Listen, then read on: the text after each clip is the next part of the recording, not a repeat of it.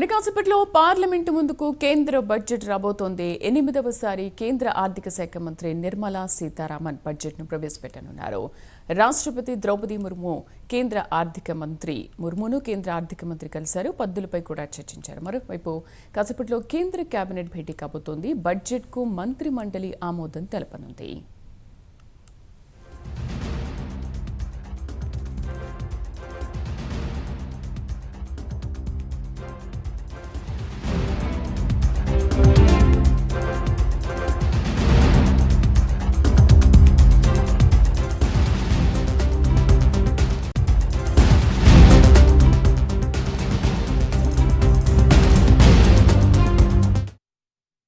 ఈ బడ్జెట్లో రైతులు, పేదలు, మహిళలు, యువతపై స్పెషల్ ఫోకస్ పెట్టినట్లుగా తెలుస్తోంది. ఈసారి బడ్జెట్లో పలు రంగాల పన్నులను తగ్గించాలని కేంద్రం నిర్ణయించినట్లు సమాచారం.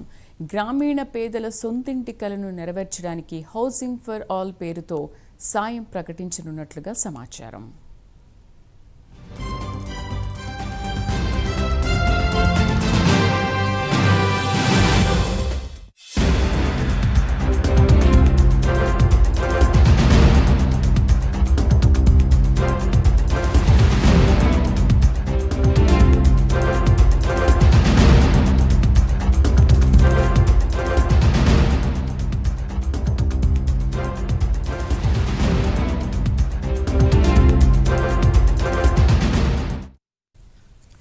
మూడోసారి అధికారంలోకి వచ్చాక తొలిసారిగా పూర్తిస్థాయి బడ్జెట్ను ఎన్డీఏ సర్కారు తీసుకొస్తోంది. ఆదాయపు పన్ను స్లాబులను 6 నుంచి 3కు కుదించే అవకాశం ఉందని తెలుస్తోంది.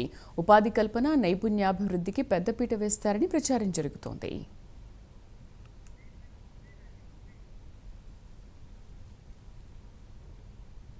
మరి కాసేపట్లో ప్రవేశపెట్టనున్న కేంద్ర బడ్జెట్ ఎలా ఉండబోతోంది? పూర్తి సమాచారాన్ని సునీల్ తిరుమల నుంచి పూర్తి సమాచారం అందిస్తారు.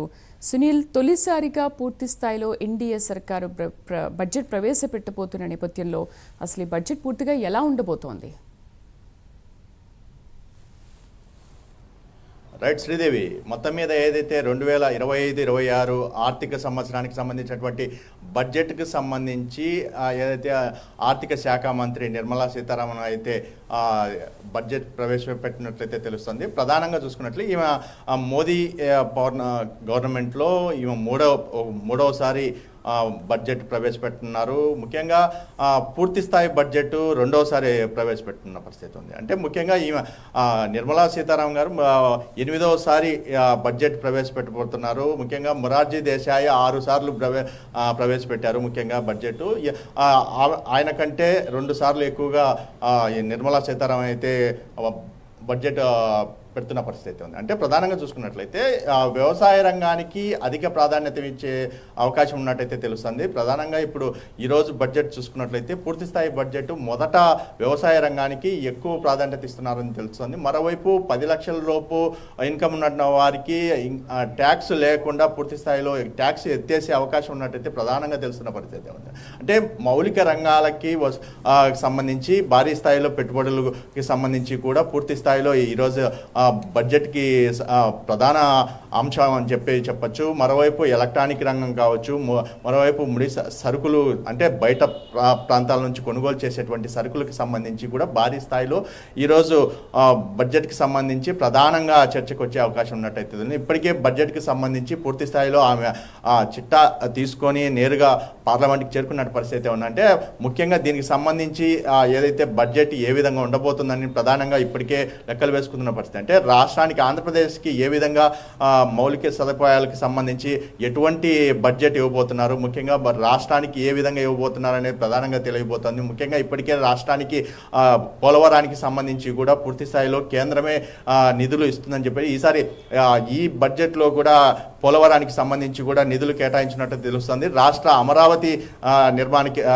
రాజధాని నిర్మాణానికి ఇప్పటికే కేంద్రం ప్రకటించిన నేపథ్యంలో మరోసారి ఈ బడ్జెట్లో కూడా పూర్తి స్థాయిలో అమరావతి నిర్మాణానికి కూడా మరోసారి బడ్జెట్లో ఇదే కేంద్రం నిర్ణయం తీసుకున్నట్టయితే తెలుస్తుంది. దీనికి సంబంధించి కూడా బడ్జెట్ విడుదల చేయబోతున్నారు. మరోవైపు ఆంధ్రప్రదేశ్లో కొన్ని ప్రాంతాల్లో అంటే రైల్వే వ్యవస్థకి సంబంధించి కూడా బడ్జెట్లు దీనికి సంబంధించి కీలక నిర్ణయాలు అయితే తీసుకున్నట్టు తెలుస్తుంది. ఏదేమైనప్పటికీ ఇటు ఆంధ్రప్రదేశ్కి ప్రధానంగా ఎన్డీఏ కూటమి ప్రభుత్వం వచ్చిన తర్వాత పూర్తి స్థాయిలో బీజేపీ నుంచి పూర్తి స్థాయిలో రాష్ట్రానికి కేంద్రం పూర్తి సహాయం అందిస్తున్న నేపథ్యంలో ఈసారి బడ్జెట్ 2025-26 సంబంధించి చూసుకున్నట్లయితే ఆంధ్రప్రదేశ్కి భారీ స్థాయిలో నిధులు ఇస్తున్నట్లు తెలుస్తోంది. ఏదేమైనప్పటికీ వ్యవసాయ రంగానికి ఆంధ్రప్రదేశ్ గత 5 ఏళ్ల కాలంలో పూర్తిగా వ్యవసాయ రంగం పూర్తి స్థాయి దెబ్బతిన్న నేపథ్యంలో ఆంధ్రప్రదేశ్కి ఎక్కువగా అవకాశం ఇస్తున్నట్లయితే ప్రధానంగా తెలుస్తోంది. మరోవైపు దేశవ్యాప్తంగా కూడా వ్యవసాయ రంగానికి ఎటువంటి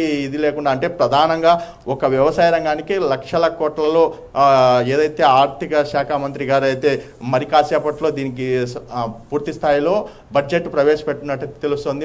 ముఖ్యంగా విదేశాల నుంచి కొనుగోలుకు సంబంధించి దానికి సంబంధించి కూడా ట్యాక్స్కి సంబంధించి కూడా కీలక నిర్ణయాలు అయితే తెలిపే అవకాశం ఉన్నట్టు తెలుస్తుంది. Sridevi. Right Sunil, thank you.